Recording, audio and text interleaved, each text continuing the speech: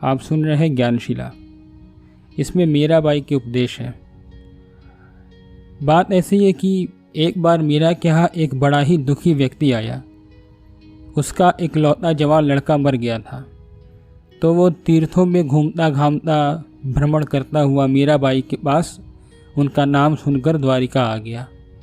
अपनी सारी दुख भरी बातें मीरा से बताकर वो साधु होने की इच्छा जाहिर करने लगा।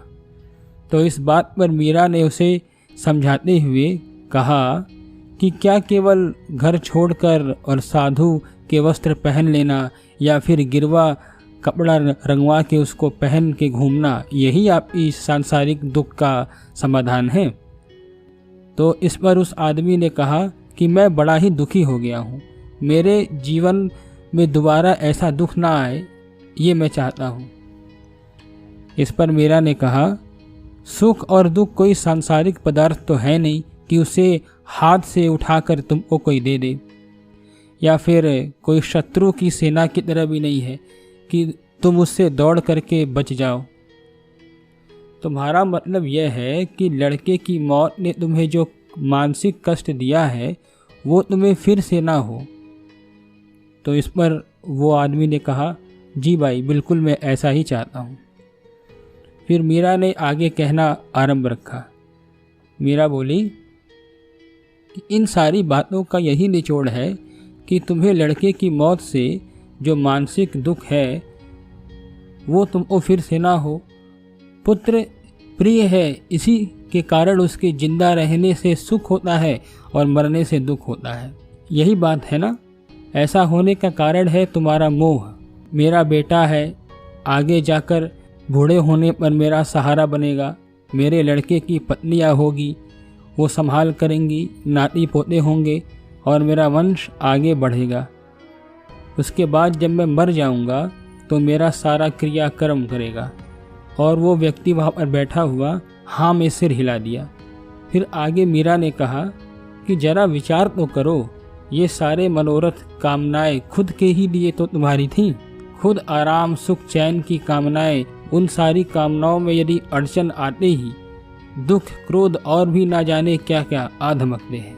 अरे एक बार विचार तो करो। मान लो यदि तुम्हारा पुत्र जिंदा रह भी जाता, पर अगर वो तुम्हारी कामना के अनुसार काम नहीं करता, उसके उल्टा ही करने लगता, तब क्या करते तुम? तब भी क्या तुम साधु होने की ही सोचते? उस व्यक्ति ने कहा, जी भाई, आपकी बात तो सही है। मीरा आगे बोली, अधिकतम लोग तो मोह के इस जाल से निकलना ही नहीं चाहते। वो हमेशा कलह चिंता सहन करके भी मोह जाल नहीं छोड़ते। मोह ही सारे दुख का मूल है, इस बात को याद रखो। नाम जप भजन का नियम बनाओ। भजन का वह लय कभी ना टूटने पाए।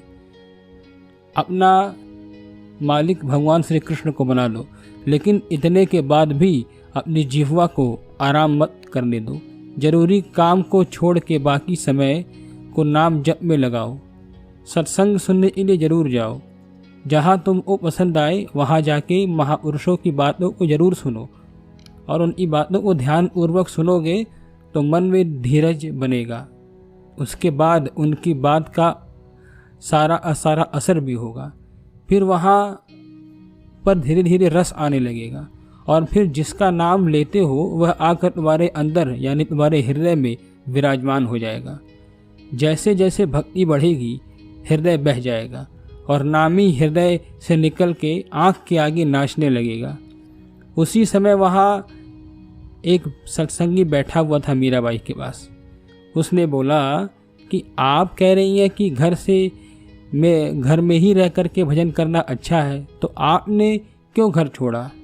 इस पर मीरा ने कहा, जिसके कोई मोह नहीं बंधन नहीं, उसके लिए बाहर भी और घर भी दोनों एक बराबर है।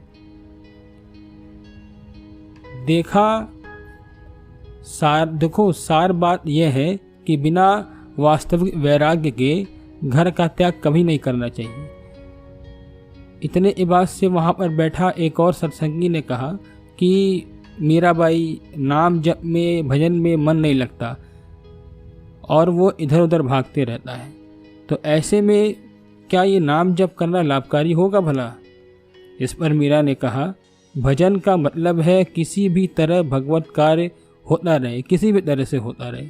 ध्यान वैसे ही लगाना है जैसे पत्नी घर का सारा काम करते हुए अपने पति का ध्यान रखती है और माँ घर का सारा काम करते हुए अपने बच्चे का ध्यान रखती है। माँ और पत्नी दोनों अपने बच्चे और पति का नाम तो नहीं लेती, लेकिन उनका नाम प्राणों से उनके ऐसे जुड़ा हुआ है कि चाह के भी नहीं भूल सकती। जहाँ तक मन भजन में न लगने की बात है तो उसका समाधान है कि मन जो है वो असल में सूक्ष्म देह ही है। हमारे स्थूल शरीर से जो भी क्रियाकलाप होती है वही मन पर अंकित होते हैं और वैसे ही संस्कार बनते हैं। जो क्रिया हमेशा होगी उसी का असर ज़्यादा होगा और अगर उस क्रिया के साथ साथ बुद्धि और का समर्थन है तो उसका प्रभाव और अधिक पड़ेगा। बिना बुद्धि के कोई क्रिया की जाए तो उसका भी धीरे धीरे आदत पड़ने लगती है। तो नाम जप की आदत पड़ जाए इसमें तो कहना ही क्या है। इसीलिए इन बातों पर संदेह बिल्कुल नहीं करना चाहिए कि नाम जप हम करेंगे तो उसका लाभ होगा कि नहीं होगा। आप एक उदाहरण से समझो इस बात को कि जैसे कोई बालक सर्वप्रथम विद्यालय नहीं जाता है लेकिन फिर भी उसको ज़बरदस्ती विद्यालय भेजा जाता है। फिर धीरे धीरे उसकी कक्षा में बैठने की आदत पड़ जाती है और जब वो थोड़ा और पढ़ाई में आगे बढ़ता है तो उसे धीरे धीरे इस बात का एहसास होने लगता है कि यह, फिर वो अपनी शिक्षा और ज्ञान का महत्व समझने लगता है और फिर वो खुद ही उस जगह को छोड़ करके नहीं जाना चाहता और उसमें वो धीरे धीरे आगे बढ़ने लगता है और उसकी आदत पड़ जाती है। इसी हिसाब से हमें भी इन सारे संबंध में इन बातों को समझना चाहिए। संपूर्ण धन्यवाद।